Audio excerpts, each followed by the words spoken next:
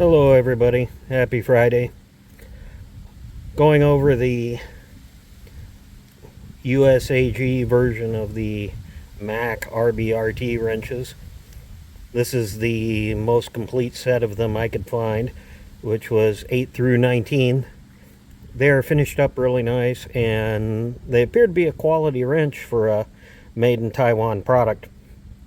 I also picked up the USAG set of the Mac Precision Torques, and this set runs all the way through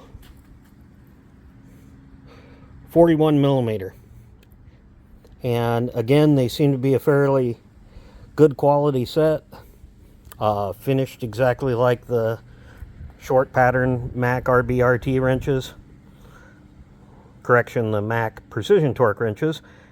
And I want to throw these in just in case anybody knows of or has seen any of them.